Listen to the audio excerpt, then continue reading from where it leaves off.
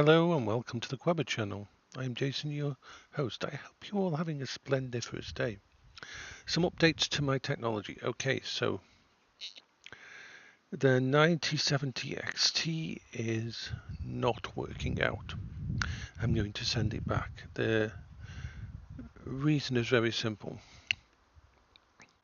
Even when it's idling, it gives off a massive amount of heat compared to, say, a 4060 Ti or even a 4070 Ti. I tried everything I could last night because the temperature in my bedroom went up to 29.8 Celsius and stayed there till about midnight. I was doing stuff on the computer and it turns out that even when it's idle and you're using the built-in GPU, it actually seems to have something that unfortunately AMD cards have always used more power and they've not had as good temperature control. Now this in no way means it's a bad card, it's a fucking amazing card. For a gaming build, I would recommend it all the time. I'd recommend it over Nvidia for a gaming build. But I'm not building a gaming build, no, I'm building an eco, low energy, low temperature build that will be able to just about do all the things I want, but will not cause issues. So,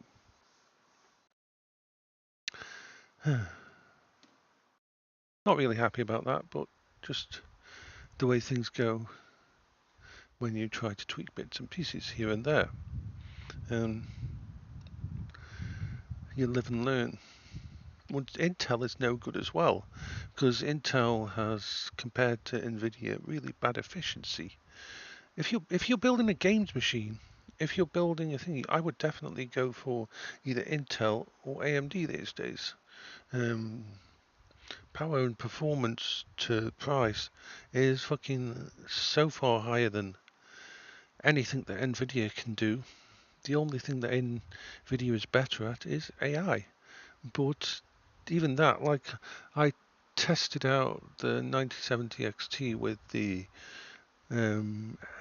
Linux tweaks and that, and was getting really good performance results.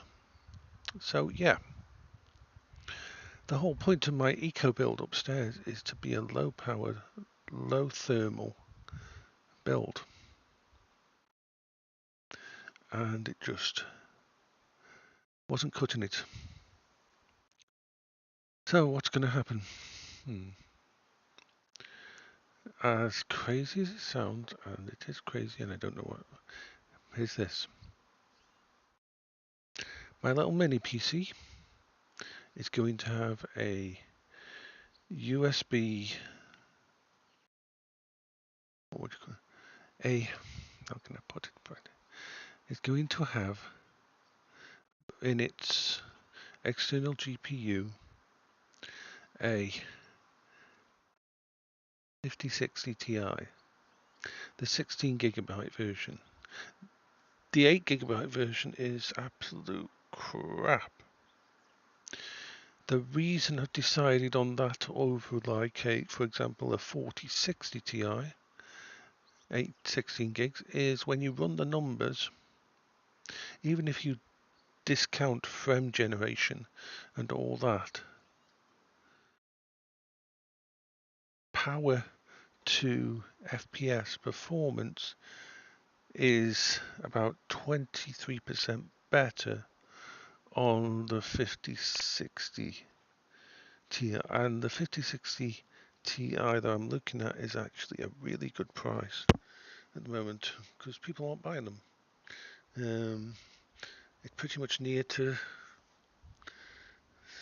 the price it was supposed to be because nobody wants to get them. Once again, Mine is a very unique outlier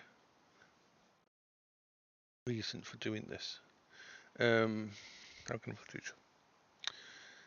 To anybody else out there who wants a gaming build, go for AMD. Go for AMD cards, definitely. For my specific use case, this thing idles really well, and I should be able to tweak it so that it doesn't draw too much power from the system.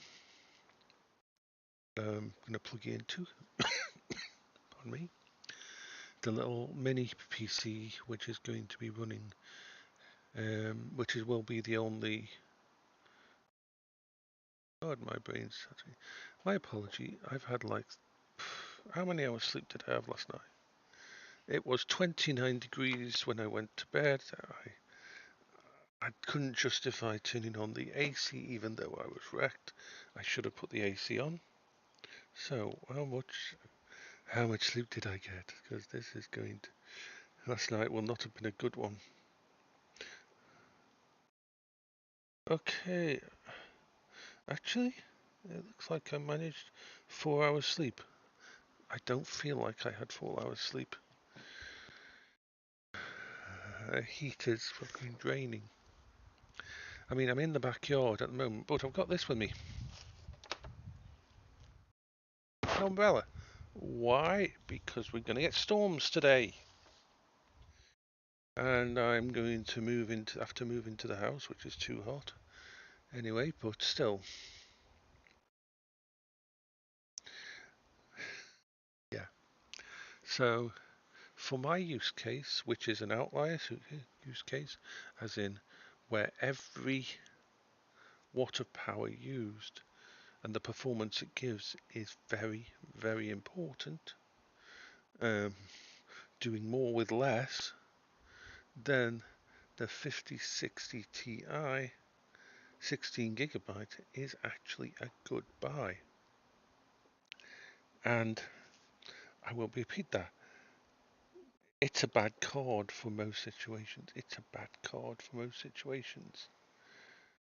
But my situation, it's actually a good card.